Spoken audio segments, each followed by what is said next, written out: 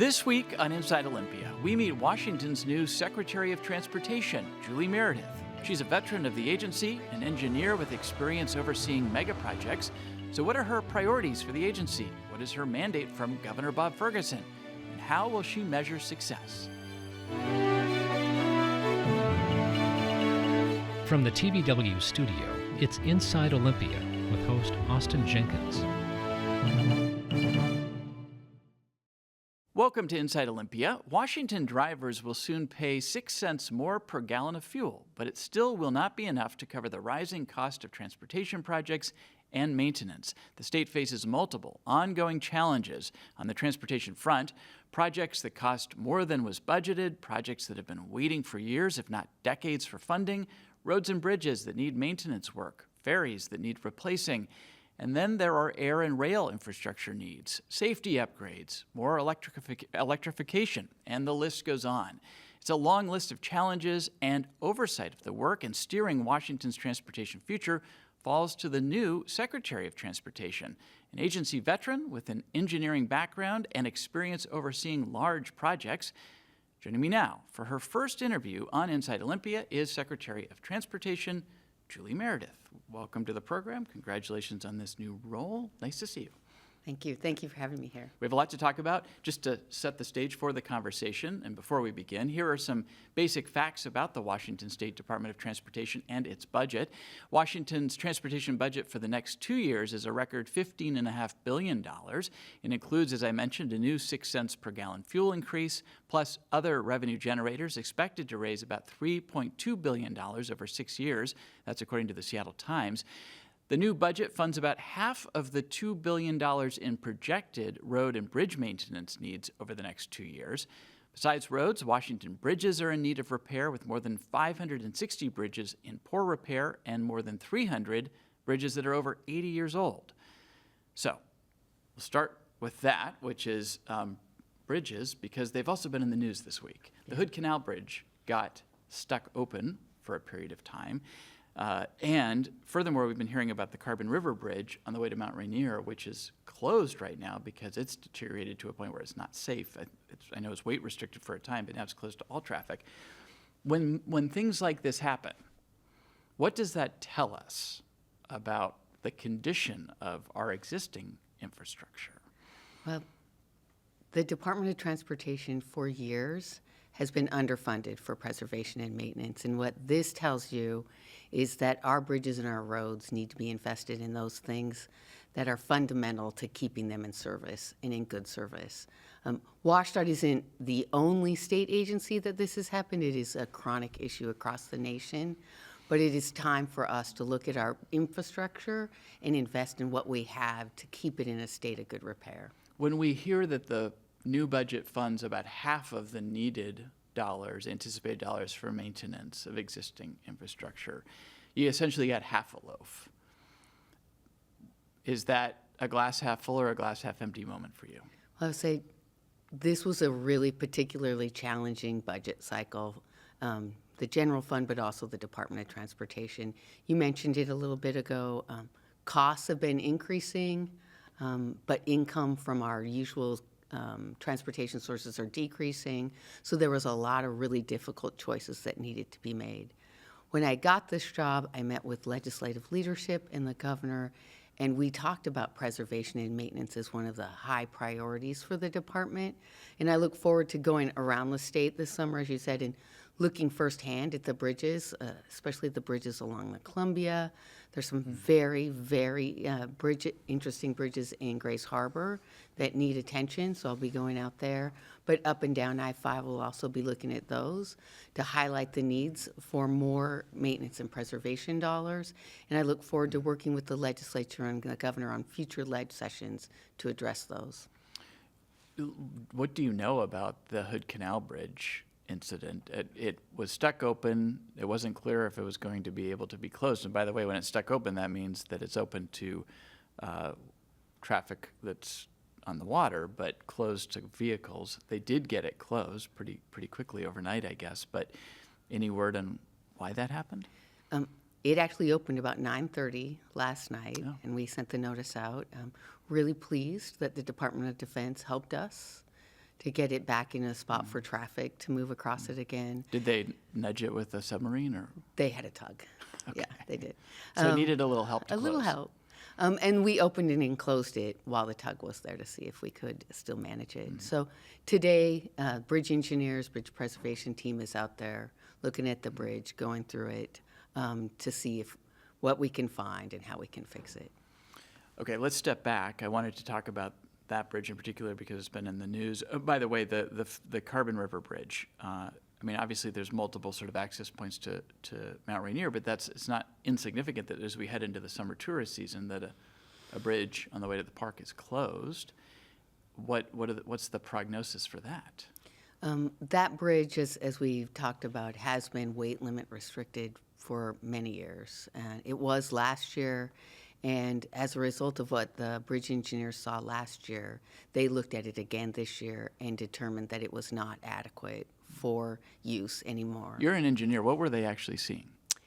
They were looking at the structural beams, and when they looked at the beams, the flange on the beam was actually waving, which I have not seen since college, but it's a sign of failure. You describe it as like a ribbon? It was a ribbon. And you don't want your bridge ribboning? The flange should be completely straight. So Wow. at this point, closure was the prudent course. Last year, WashDOT put forward a planning study which looks at what options we have going forward to address that bridge and the crossing. So what, are we years out from being able to use that bridge or replace it? Well, it depends on the options that are underway. Are do we close that bridge? If we do, what kind of options do we have to provide access back and forth? That bridge right now carries about 300 ADT across it, which That's is average daily trips per... average daily yeah, trips. yeah, Per, so yeah. it's- So, yeah, sorry about the And jargon. is there I haven't looked at the map, is there a detour route?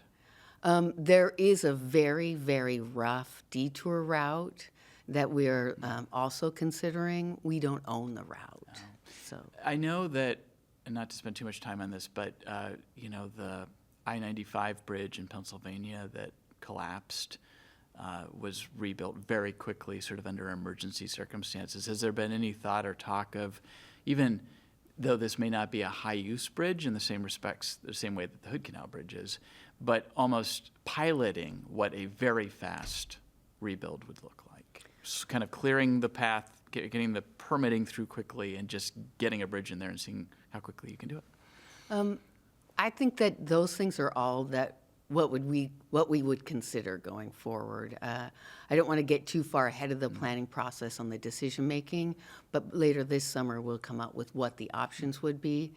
That bridge, if you've seen it, is a very beautiful arch, and it's a historic structure, and it provides access to several homes and properties, but also access to the park.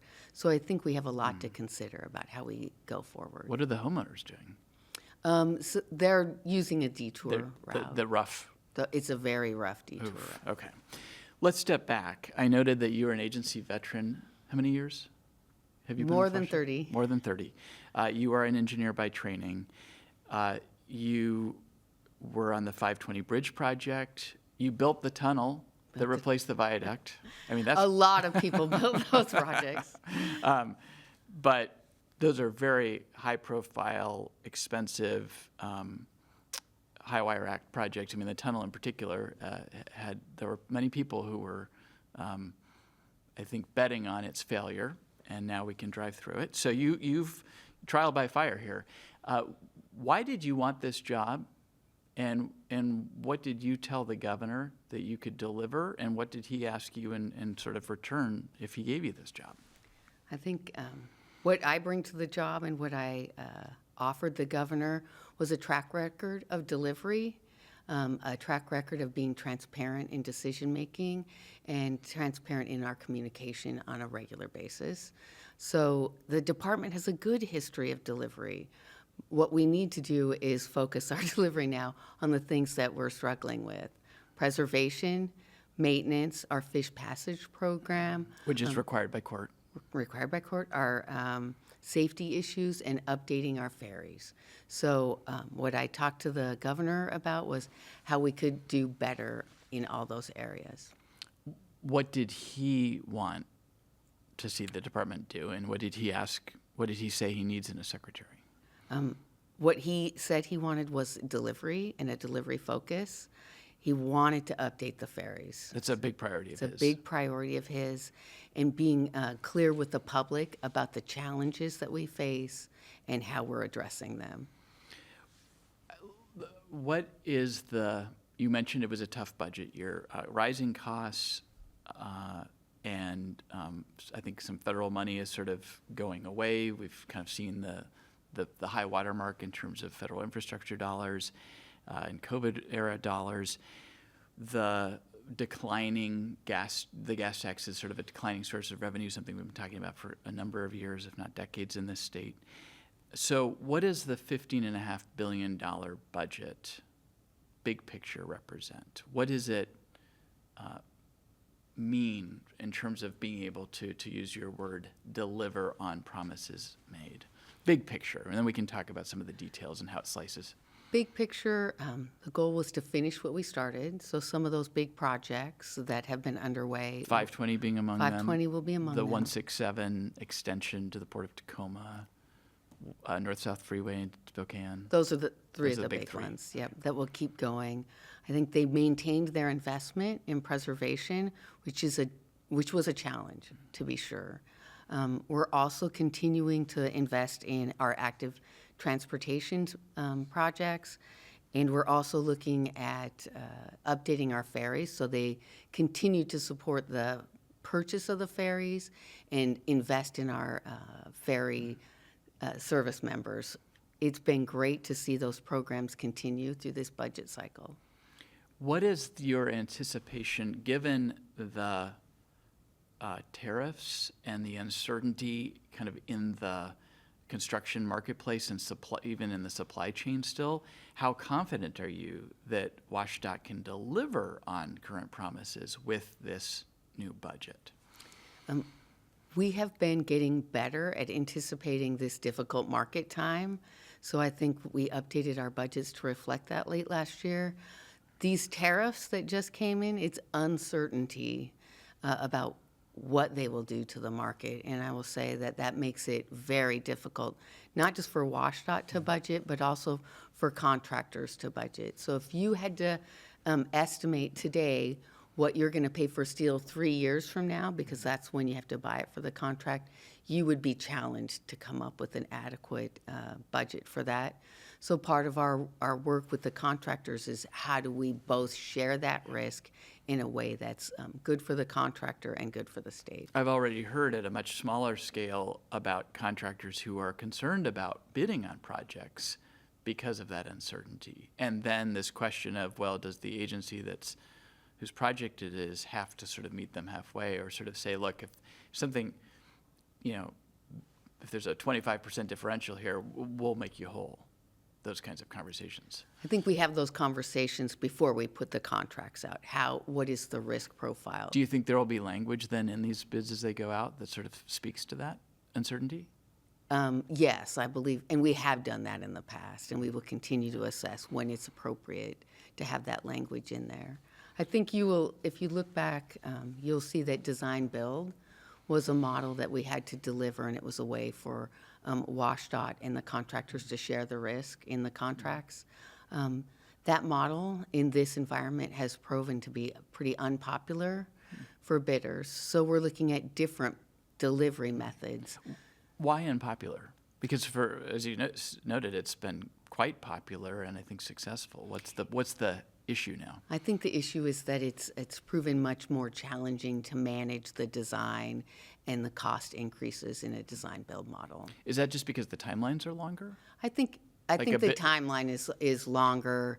And so there's more uncertainty. There's more uncertainty. The contractors need to spend a lot more energy managing the design. So a contractor now might be saying, I'll bid on a project that's already designed and get it going and hope that in those 6 months or whatever, 8 months, They- not too much changes. They have to choose what they're going to bid on, and if they can be more successful in a different project type with a different timeline, they'll choose in this market which ones to bid on, and we would really like to get as many bidders as possible. We've talked about bridges. I want to raise the question of the replacement bridges the replacement bridge over the Columbia River between Washington and Oregon. That's a shared and joint project with the state of Oregon. It's the Interstate Bridge Replacement, IBR. Yeah. Bring us up to date on where that stands, and in particular, how much federal money through the IIJA or the Bipartisan Infrastructure Act this project has gotten. And I think every time I've talked to the IBR folks, I've noted that the Brent Spence Bridge between Kentucky and Ohio has gotten a lot of attention. It was a project that was waiting a long time, and they got an early announcement of federal money that has allowed them to move forward. And I've kind of wondered, like, were we left behind? Are we going to get that sort of same big announcement, big dollar amount that makes this possible? Well, over the last several years, the department, with Oregon, has applied for funds from the federal government for that. And as you noted, they've got 2 grants worth over $2 billion. So that's been secured. We received those grants. We would obligate them after we get a record of decision and move into construction. Got it. So we're in the middle And of... by the way, this is like thought to be a $6 to $7 billion overall project. It's the bridges and widening. the bridges and the rest of the corridor improvements.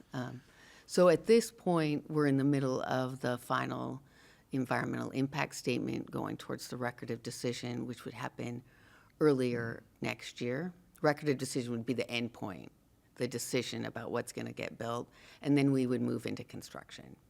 Is that $6 to $7 billion kind of the working number for the cost of the? Well, that overall number project? was an estimate from a couple years ago, so over the summer, they'll be updating their cost estimates. So is the $2 billion from the feds? Is that how much you said is two? About $2 billion.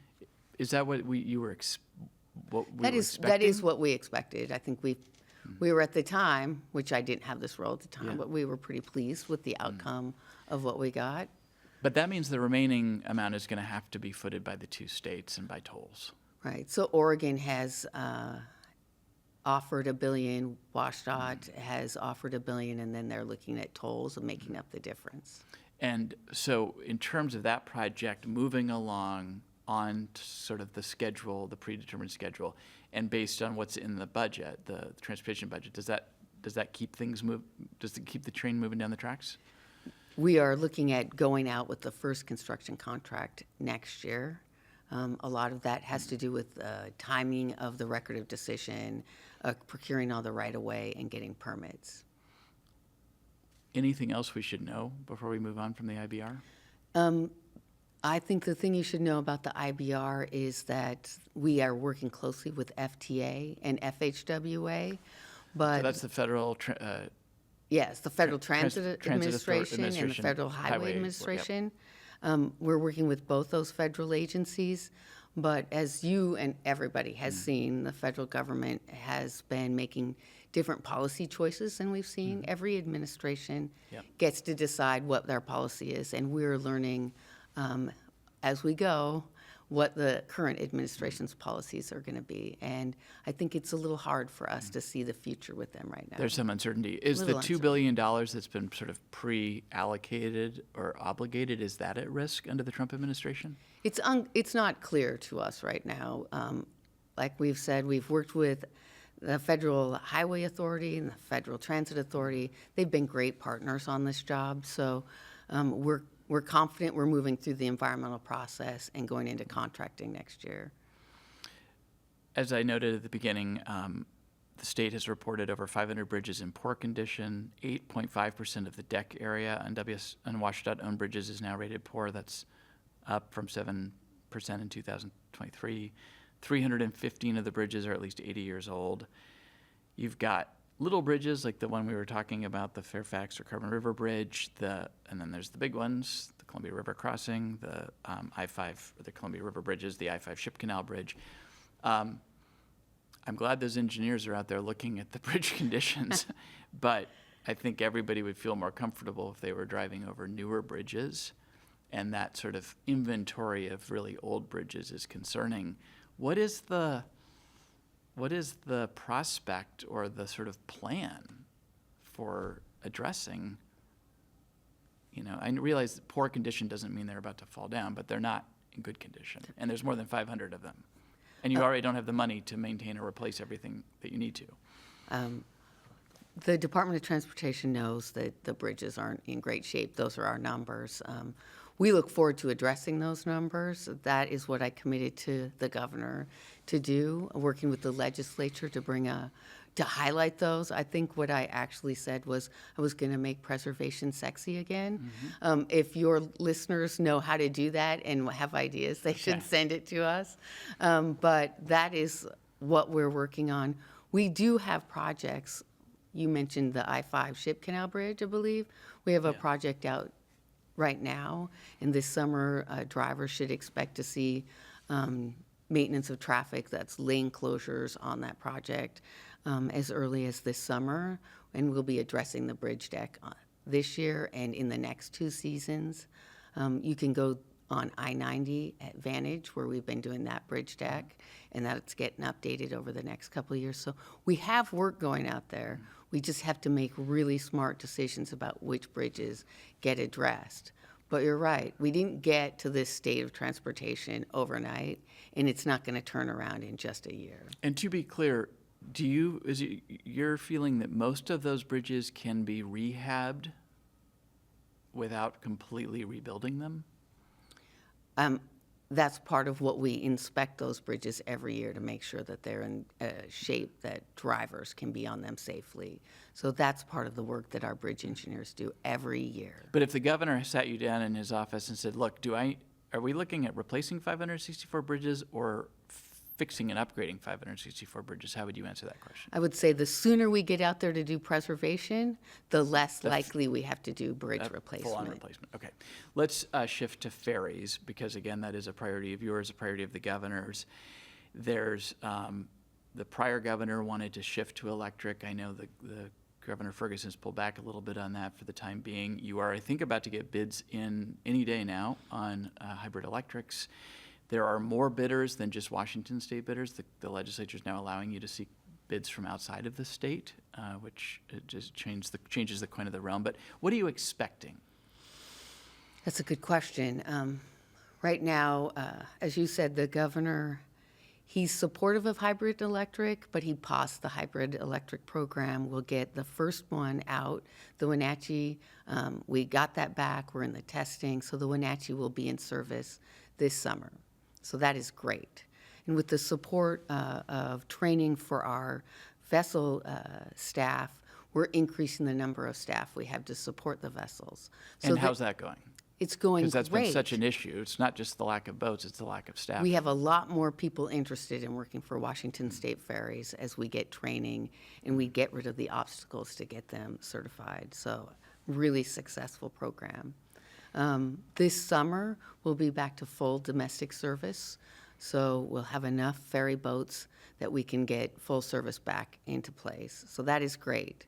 When the bids come out, yes, we're allowed to have bidders from outside Washington, but there are slight advantages to bidding in Washington state. So yes, they can do bids. We still have an advantage for bidders within Washington. The bids open on Monday, so we're looking at building anywhere from 3 to 5 vessels. And to be clear, these are the hybrid electric vessels? These are hybrid electric vessels. And what is the timeline? So you said when the bids open, that means you're getting them back from the builders? Or that means you're putting them out for bid? No, we're getting bids from the Back in. builders. So you'll be able to open those up, see what they, and then what's the process? How many are you going to build? Could you pick different bidders for one for each? Will one company get all of the boats? We think that it's possible that there could be 2 potential companies that build. A lot of that's going to depend on the results of the bids. And as you already noted, it's a pretty difficult market to do bids in for something that's going to go over several years. So we're very interested in seeing how the bids come out. And it will take us a while to assess those bids after we open them. Like any project, we assess the bids to see if there's any anomalies, and then we work with the bidders after that. And just to be clear for the uninitiated or people who don't ride the ferries and pay a lot of attention to this, what the governor pulled back on is conversions of existing ferries to hybrid electric, and what we're talking about here is building brand new ones. Building brand new ones, So correct. he would delayed that conversion because it takes a boat out of service, and he wants to get the system back up to full service. Meantime, you're pursuing buying new boats. Buying new boats. And how many are you going to buy at this point? This contract that we're getting the bids on is anywhere from 3 to 5 boats, and that depends a lot on the bids that we get. Got it. And how long does it take to build one of these?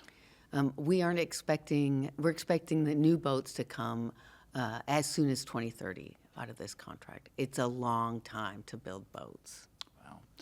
Before we go to break, I want to ask you a bigger picture question about the speed at which transportation-related construction happens, whether that's building boats or doing a highway project. There's this new book out, Abundance, by Ezra Klein of the New York Times and Derek Thompson of The Atlantic. They're very much aiming it at progressive leaders, blue states, Democrats, who they say have funded a lot of stuff but not necessarily gotten the results. I'm curious what opportunities you see to speed up the timelines, because it seems like, the North-South Freeway in Spokane, been talking about that for 20 years. Every one of these big projects seems to take a lifetime. It can take a long time to get to yes, to get people to agree to move forward. But as you can see, we've done big things in Washington State, and we're known for big things. The first floating bridge, which was on Lake Washington, 520, we just completed coming across the lake, and we're doing Portage Bay right now. We did the biggest bored tunnel when we did Alaska Way Viaduct.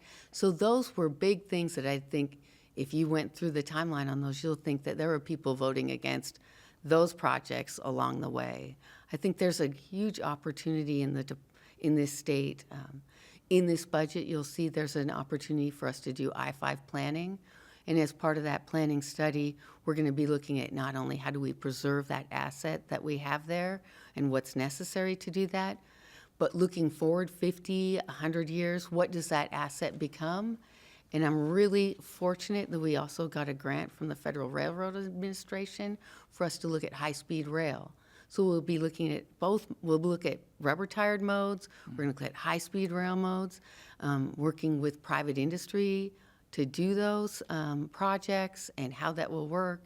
We've built a coalition with Canada and Vancouver, British Columbia, and with Portland, Oregon, and I think what a great opportunity for us to address what Ezra Klein says is how to get to yes, and what does our future become, and I'm really excited to launch that project. Okay, let's take a brief break. We will return in just a moment and continue our interview with Secretary of Transportation, Julie Meredith. Back right after this.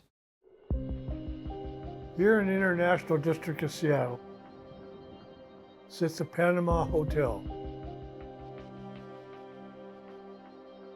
This truly is one of the most historical places in our entire state.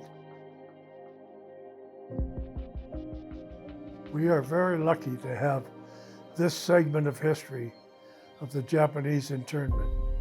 This tells a big part of the story. Welcome back to Inside Olympia. Joining me once again is Secretary of Transportation Julie Meredith. And I want to just pick up where you left off. You mentioned rail, high-speed rail, but where your predecessor, Roger Millar, was very focused on alternatives to automobiles, looking for, kind of this idea of a multimodal transportation system, one that you don't have to necessarily get in your car, put rubber to the road. To what extent are transportation alternatives a priority of yours and this administration? When I went around and talked to people, elected officials or the public, I think the public is interested in having more than one mode to get someplace. You should talk to your children or your grandchildren if you have them. They're very interested in how to do their lifestyle without having to be stuck with a car. That being said, it is a very important mode of transportation for today. And I think that I-5 study that I mentioned and the high-speed rail study, that explores what do we want our future to become.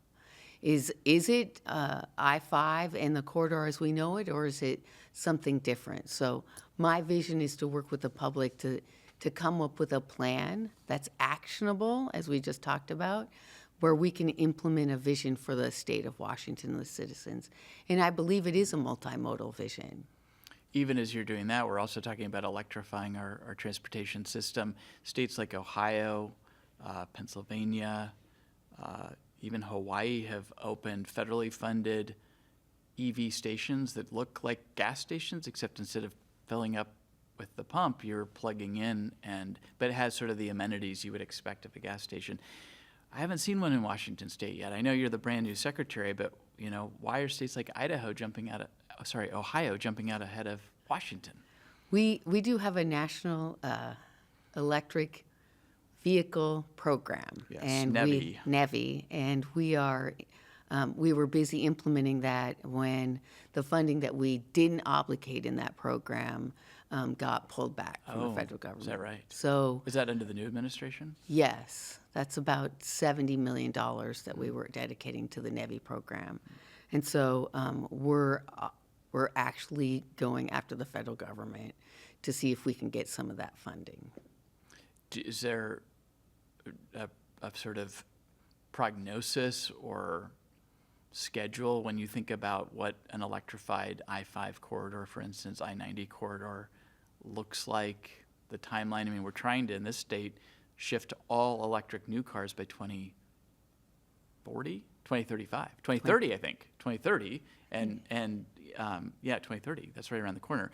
So, sort of, is our infrastructure going to keep pace with the targets that the legislature has set? I think that's a challenge for us to keep pace with that, but I think unless we shoot for that goal, we won't make it. So I think we keep investing in the infrastructure along the way, but yeah, it's going to be a challenge. Let me just pull up some sort of kind of a variety. We'll move through these pretty quickly, of issues that are sort of front and center. One is that the State Department of Transportation has started to deploy under legislative authority speed cameras for work zones. I've started to see the signs, although I didn't spot the cameras, in the DuPont area where there's ongoing construction. Explain how that's working, because what I saw were the signs, and I have to say they were easy to miss, but I did spot them. I didn't see the cameras. There wasn't active construction when I drove through. I didn't know if they're there all the time, if it's just when there's active construction.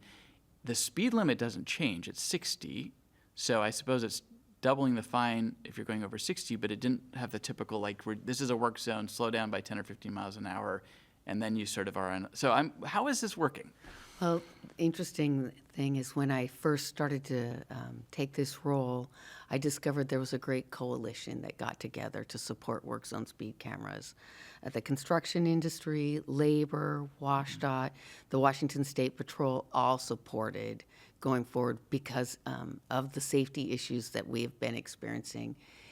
We're a zero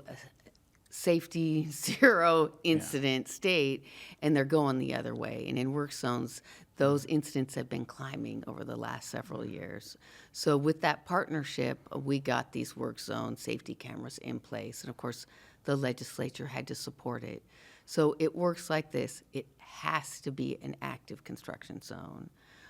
So we put the signs up, we put the equipment out, and the first notice you get is a $0 notice that says you've been speeding through an active zone. By the way, are these cameras on mobile trailers, or are they? Oh, it is. If you see it, it's on a mobile trailer. You'll see it. You'll notice it. Yeah, you'll because notice the signs are up kind of permanently in that area, but maybe the cameras aren't there. The camera moves around. We have one camera operational right now. This summer, we're looking at implementing a couple more. Where? Well, they'll move around to where the so there happens to be. So there might be signs up, but there might not be a camera. There might not be a camera. Help me understand. Growing up and as a young driver, I feel like whenever you came into work zones, they dropped your speed. I don't see that on I-5, at least when I'm driving. has there been a change in philosophy, a change in policy? You know, oftentimes they're setting up for nighttime construction, and they have the signs warning you that there's, you know, left lane closed ahead, and you show up and they're putting out the cones. But nobody's changed the speed limit. I'm confused by that. We did change the speed limit on I-5 through Fife and Tacoma, and we striped it with orange, if you noticed that. I did notice that. I also noticed there's never construction and nobody is going 50. Well, and we it seems finished like that it's right And it seems like a section. suggestion at this point. We agree that the public takes the speed limit as a suggestion, and that's part of the reason we did the work zone speed cameras. We're trying to get people to slow down. But are you trying to get people to just go this posted speed limit, or are you trying to actually get people to go? Because again, I thought when there were workers in the working that you drop it down. If it's 60 miles an hour, you might drop it down to 50 or 45. Whereas, and that there would be signs that are sort of flashing and saying you got to do that. And what I'm noticing now routinely on I-5 is there'll be construction going on, and the posted speed limit is still 60. I'm just perplexed by that, especially when there's people leaning out of the back of a truck putting out barrels. I think we have changed the speed limit, so I'm not trying to argue with you. I promise you have not. Oh, no, okay. You drive through DuPont, it's not.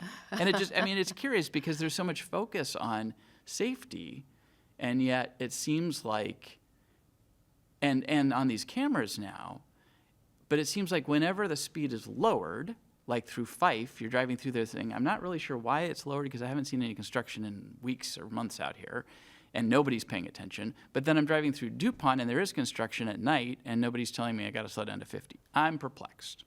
You can consider it I will consider that. feedback. I also want to ask about litter. I know it's not just your agency, but it's also a Department of Ecology. But a good example would be transitioning from I-5 to Highway 18. And it's like, whoa, what's going on here? And it's not that somebody dumped a mattress. It's like just the accumulation of litter. What's your agency doing to address? I know there's some new legislation that passed, but I will say that is a common theme that I heard this last. I mean, this is the evergreen state after all. This last month, people don't like litter and garbage on the side of the highway, and we don't either. But one of the main sources of our funding to address litter and garbage is our preservation and maintenance buckets, and they've been, chronically underfunded. So your choice of your maintenance crew is to do striping or pick up litter, to do pavement repair or guardrail repair, or use that funding to paint over graffiti. So these are really challenging choices for them to make, but we choose the safety items over litter pickup or graffiti. And that's not a choice we want to make. It's a choice that we need to make in order to stay within the budget. How much is the volunteer? I guess Ecology runs the volunteer crews, but is most of the litter pickup being done by volunteers or paid crews, or do you know? I do not know the answer to that. I think it's a challenge to have volunteers on those high-speed roads that you mentioned. I also noticed, just in passing, I'll stick with that same area, Highway 18, I-5, there's a rest stop. I drove through there early in the morning recently, and it was not only filled with semi-trucks, but with cars. And I know you're not supposed to camp overnight, but I was wondering if because of our housing crisis, if certain rest stops are being used now overnight for camping, and sort of how your agency is dealing. It was 3 in the morning or 2 in the morning, and the place it wasn't just people pulling off to use the bathroom. It was a full campsite. Yeah. What's going that's on? one of those things that, we haven't got enough housing for public, and it's a challenge for them to find affordable housing. And as you know, it's been a struggle all in the Puget Sound and across the state. Yes, sometimes people park in our rest areas where they can find a spot. And are you guys at this point enforcing the camping ordinance, the no camping ordinance, or just letting it be because it's the reality that people need a place to be? If we can, and we can help people find their places to go, otherwise we have to stay within the budget we have and the resources we have. A corollary to that is that there is a program that started under Governor Inslee to clear washed out right-of-ways of homeless encampments, and the idea was to transition people into housing, not just move them. I know there was some question about whether there'd be funding in this coming budget for that. I think there is, but are you going to be able to continue that project? What's the prognosis? That's been a really successful program, a partnership, for example, on the Puget Sound Gateway program between the local jurisdictions, the service providers, and our team, where we went out and we talked to the people in the field, found out what their issues were, connected them with the service providers, and moved them off the right-of-way. So that was hugely successful. I was really fortunate to have Washington State Patrol and the local police support that activity. Part of that is finding places for people to go. And once we could do that, then the department could go in, clean up the site, and secure it. And for that project, got it ready for construction. We will continue that program as long as the resources exist for all the agencies to implement it. And have you been briefed yet on what is or isn't going to be available in the next budget to keep that going? I have not been briefed on that. Graffiti, you mentioned the graffiti. In fact, you guys have started using drones to do graffiti removal because they can actually fly and spray the paint. But boy, it seems like it's very hard to keep on top of that. And you drive through Tacoma now, there's all those sound barriers or retaining walls that were brand new, and now they're covered. It seems like a losing battle, but and you also noted it's not the highest priority when you've got to go out and do emergency road repairs on I-5, which happens all the time. But what's the status of graffiti removal? You know, I agree, it's not the highest priority. We get out there when we can get out there and do it. But often when we paint the graffiti over, it doesn't take but a day. And it's back. And it's back again. So it's going to take more than just paint for us to address the graffiti issues. We mentioned earlier culverts. There was a court decision requiring the state to remove salmon impairing barriers to create culverts that allow the salmon to pass through. Seattle Times was a finalist for a Pulitzer Prize in an investigation about how this money was not actually getting billions of dollars being spent without a lot of results to show for. There is more money in this current budget, I think an additional $1.1 billion. We're spent, I think, more than $5 billion. There's mediation with tribes that's going to be beginning. But going back to that abundance argument, some would look at this, and again, you haven't been the secretary that long, but say, we're not getting the return on investment. The whole idea here was to bring back the salmon, and you can clear this barrier, but if there's 5 other things in the way, and they can't move upstream, it's not working. Something's got to change here. What's your evaluation based on what you know so far of this program? Well, I think the goal of the program, as you said, was to remove the barriers within washed-out right-of-way, and that's been happening. We have been removing barriers, and in some instances, you can see the fish come back. We didn't meet the court-imposed date for the injunction, so we're in mediation. Mm-hmm. That's just starting. That's a confidential process on how they go forward. So I would hate to speculate about what the scope and the scale of that is. So that process is just beginning. What is your message to the tribes? 21 tribes sued the state back in 2013. The court order was that these be cleared by 2030. As you say, the state's not on track. It's ending up costing a lot more than it was anticipated. And again, there's instances where lots of money was spent and there doesn't seem to be a lot of salmon recovery happening. What would be your pledge to the tribes? Well, for the department, we have been replacing hundreds of culverts throughout this program, and we will continue to deliver the culverts when the funding is there. We ramped up, and we're successfully going to unblock about 70% of the habitat upstream of these culverts. I believe that this mediation will come to a resolution on how we can further enhance fish in the state of Washington. Let me move on to another topic because we've got to keep moving here. There is a scourge of wrong-way drivers who, when they go the wrong way in the freeway, often kill people. All over the country, states are installing new technologies that warn drivers, but then also alert the authorities when somebody ignores all those warning bells and lights. And then they're not really bells, but they're lights, flashing lights. I think there's all manner of sort of mitigation. But then if people still get on going the wrong way, there's the ability to alert DOT or State Patrol, even to put warnings up on the reader boards for the oncoming cars. I haven't seen that sort of technology deployed here, despite the fact we have routinely wrong way fatalities. What do you know about that technology and Washington's plans or not having plans to install it? I'm not aware that WashDOT has that in the plans, but I'm new in this role, so that might be a Yeah, I know it's been of interest to some legislators. I think there's a pilot project, money made available, but Well, I do know we have a safe system approach that we've been pursuing for the Department of Transportation. We're looking at how we can make it safer for people who walk, roll, drive, and we're also looking at land use as part of that.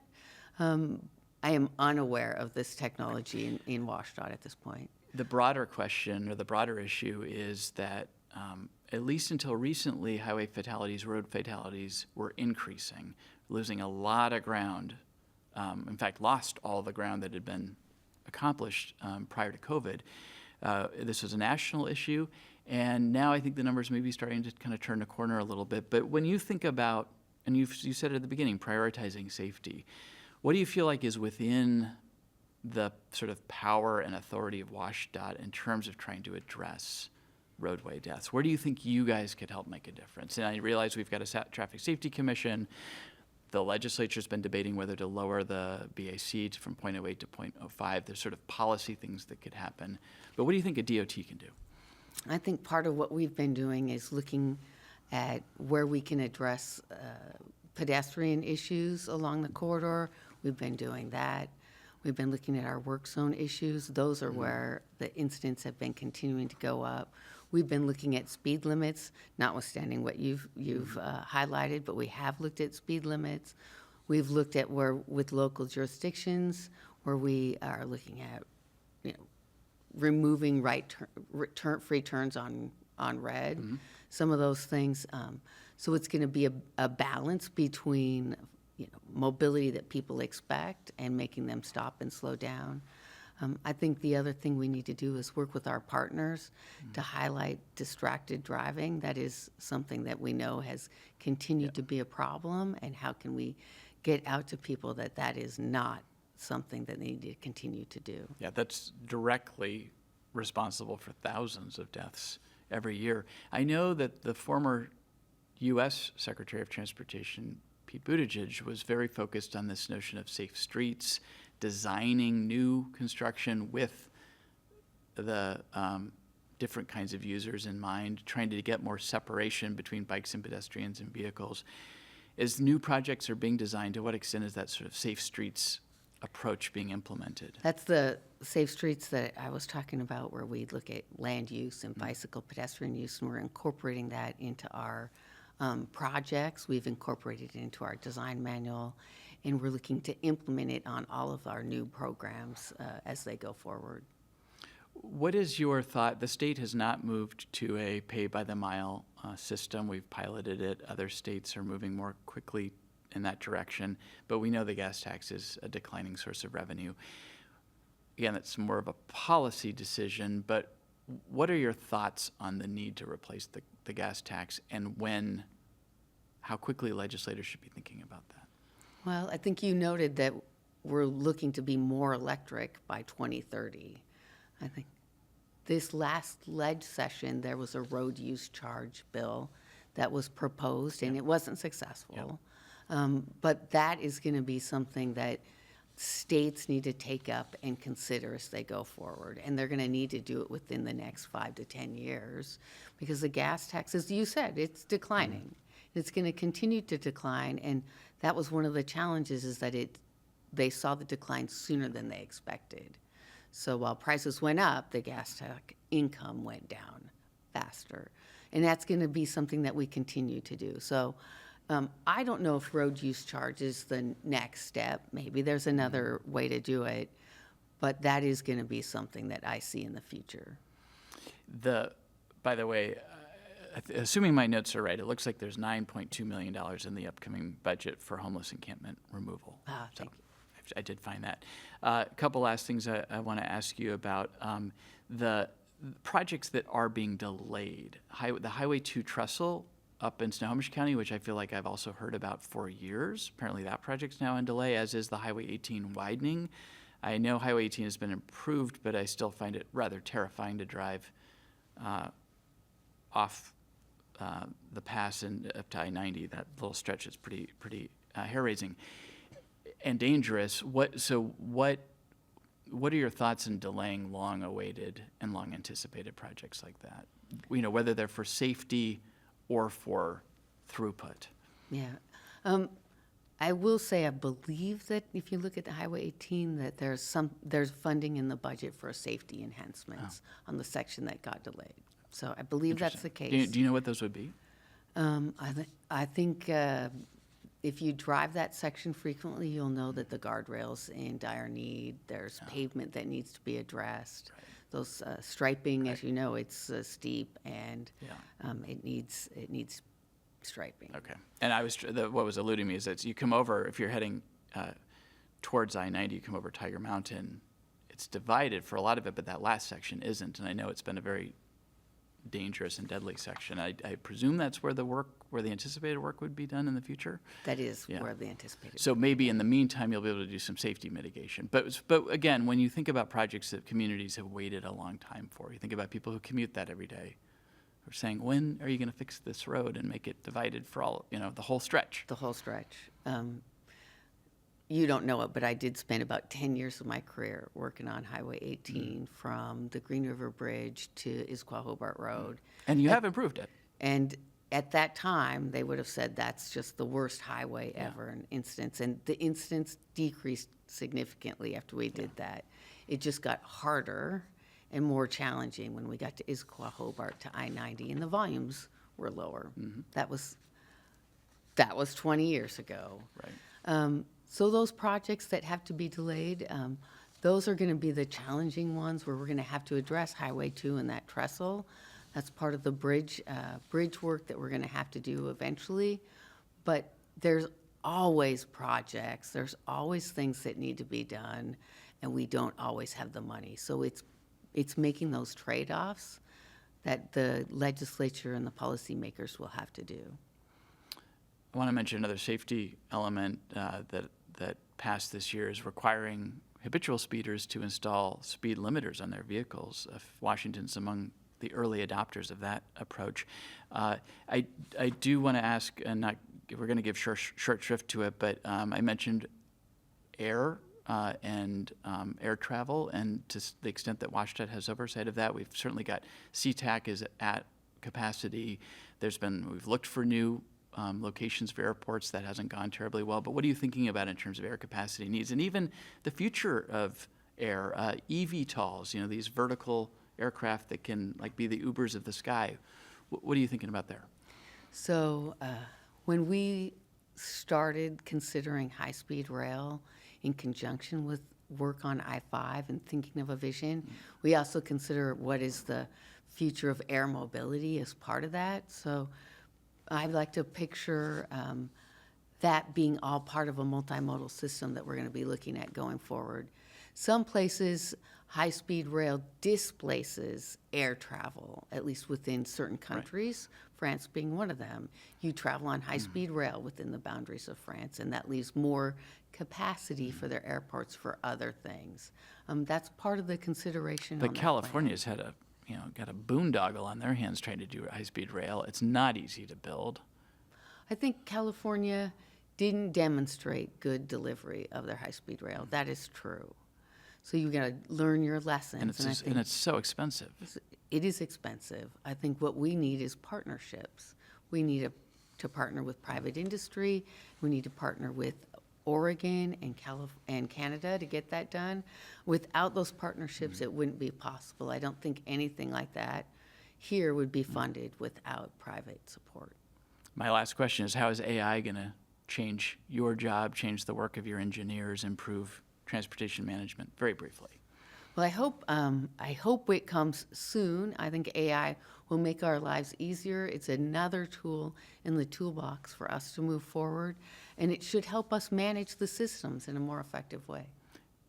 I know California is using it for traffic management. Is that they're partnering, I think, with some of the AI companies? Is there an opportunity to do that? There's an opportunity for us to look at how it can help us balance the systems in a more timely way. So rather than having someone sit there and set the system or give it a certain algorithm, it can learn as it goes along the way. So pretty exciting times. Okay. Julie Meredith, the relatively new Secretary of the Washington State Department of Transportation. Thanks for coming in to talk with us. Great. Appreciate it. Thank you. And thank you for watching Inside Olympia. We'll see you again next week.